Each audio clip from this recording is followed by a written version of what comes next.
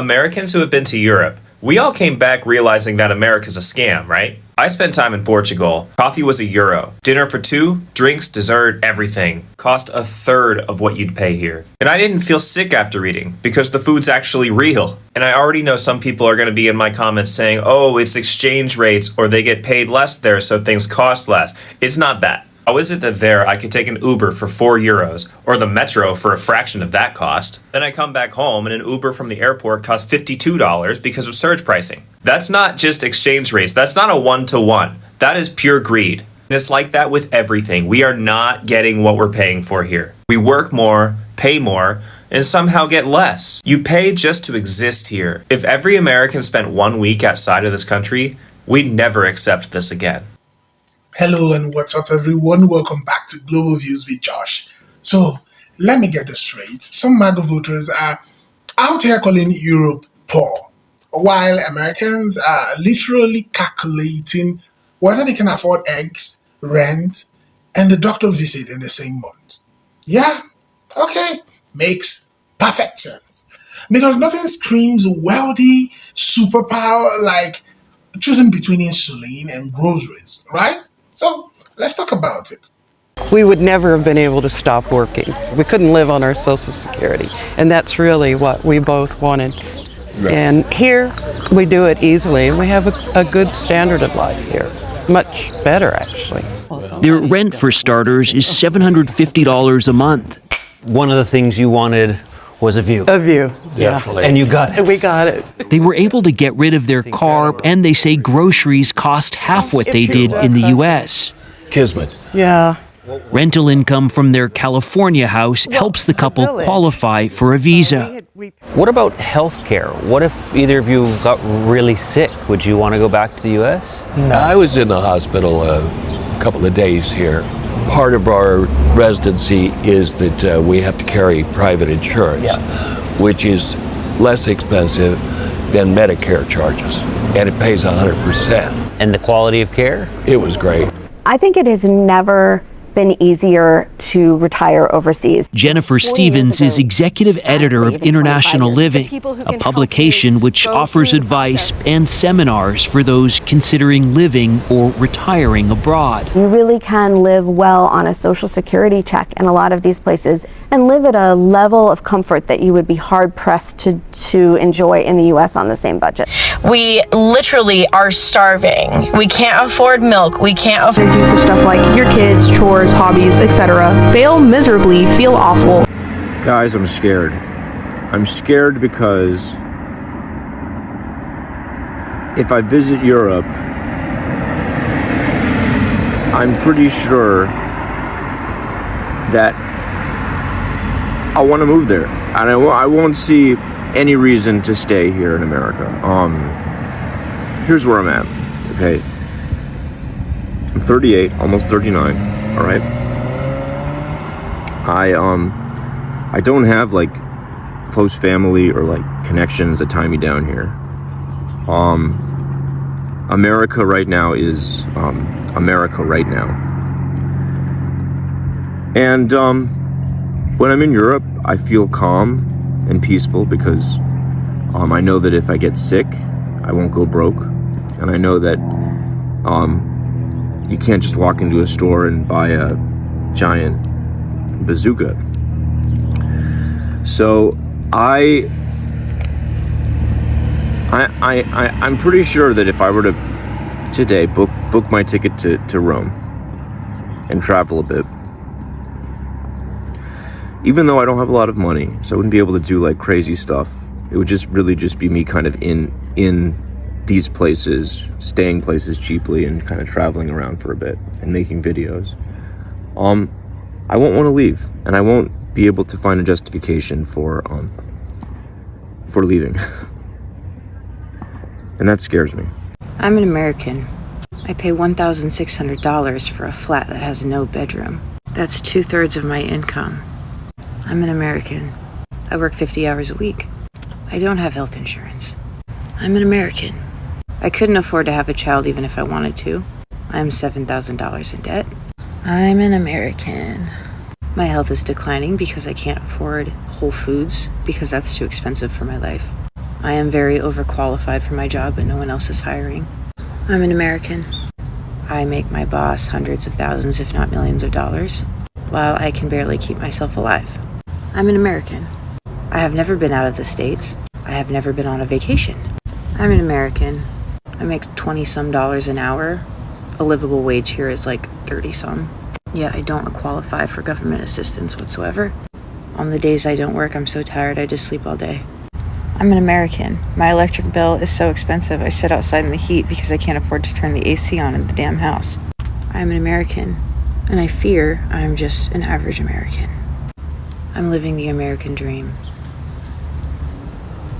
Sometimes I find myself asking, am I the crazy one for wanting to leave, for being ready to leave the United States? Like, am I overreacting? Is it really not that bad? Like, I hear other people talking about leaving, but they're not leaving. You know, like our house goes on the market next week. So it's very real and it's overwhelming. But when I find myself asking myself those questions, like, is it really that bad? And then I remember what other nations are doing and seeing and saying, and what other leaders from around the world are doing and saying and thinking. And I remember it's not just me. Like, I'm not making this up in my head. This is happening. It just seems too crazy to be real because, like, how is this reality? How did it get this far? Anyway,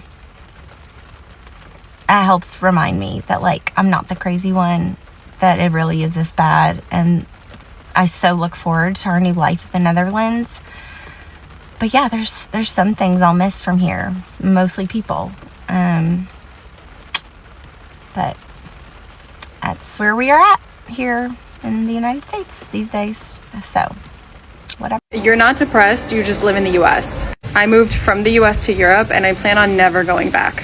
Living here has been so affordable and stress-free. I even had my baby here. It cost me about $1,300 to give birth here, and I got paid $400 by the state to have a baby here. It's just such a different culture here. Like, people aren't only centered by their work and their job. You get to actually enjoy life and do things on your own time. And I feel like right now is probably the best time to leave the US. And yes, that's everywhere in the world, but it's just so different when you live in a country other than the US. I moved to a tiny country in Europe for the past year, and I am 6 hours ahead of the US. So that means 3 p.m. here is 9 a.m. there. So I have until 3 p.m. every single day to do whatever I want to do. It's been incredible. So if you can, move out of the US and live in another country, because life is just so much simpler elsewhere. The food is better, the air is cleaner, the education is free, the healthcare is free, and you'll have a lot higher quality of life elsewhere other than the US. So for decades, the narrative has been that America is the greatest country on earth, land of opportunity, land of dreams. But here's the part that doesn't make the brochure. Since the 1980s, billionaire wealth has exploded by over 4,500%, while wages for everyday Americans barely moved. So if you've been working harder than ever but somehow feel poorer, no, you're not imagining things. That's by design. Rent is through the roof. Tuition is basically a lifetime subscription to debt. Groceries feel like a luxury. And healthcare, don't even get me started. In America, people don't just fear getting sick. They fear the bill after getting sick. But sure, Europe is the poor one. Meanwhile, across much of Europe, people are out here living this radical, shocking lifestyle where, brace yourself, they go to the doctor without going bankrupt. Students graduate without being chained to decades of debt. And workers, they actually take vacations, like legally required time off. Crazy concept, I know. Now, is Europe perfect? Of course not. Every system has its issues. But when you compare outcomes, quality of life, life expectancy, cost of living, it starts to raise a very uncomfortable question. If America is so rich, why does it feel so hard to just leave. And this is where things get surreal because the people who were loudest about defending the system, the ones saying this is the best country in the world, don't question it, are now starting to feel pressure too, maybe beginning to question themselves. When your rent doubles, when your medical bill wipes out your savings, when your paycheck doesn't stretch past the 15th of the month, suddenly those talking points don't hit the same. And here's the harsh reality. Inequality isn't just a statistics. It's people sleeping in cars. It's families in tents. It's women stuck in abusive situations because living requires money they simply don't have. It's millions of people realizing that basic survival has somehow turned into a luxury. Now, that's not what a thriving country looks like. That's what a system under strain looks like. But instead of addressing these issues, the conversation often gets redirected. Blame immigrants, blame other countries, blame anything except the policies and structures that lead here. Because it's easier to point fingers than to admit something deeper might be broken. And now, some of the very people who defended that system are starting to see the crack firsthand. Not because someone told them, but because they are living it. It's a lived reality now. So the question becomes, what happens next? What happens when the narrative no longer matches reality? What happens when the American dream starts feeling more like a marketing slogan than an achievable goal? And more importantly, what comes next? Is this a wake-up call or just another moment that gets brushed aside while things continue to get harder for the average person? So I want to hear from you. Do you think America is still leading the world or slowly falling behind in quality of life? Are these struggles being exaggerated, or are people finally acknowledging what's been building for years? And why do you think it's taking this long for more people to start questioning the system? Drop your thoughts in the comments. Let's have a real conversation. And if you haven't already, make sure you like, subscribe, and hit the notification bell so you don't miss the next video. This is Global Views with Josh, and I'll see you on the next video. As always, credit belongs to original creators.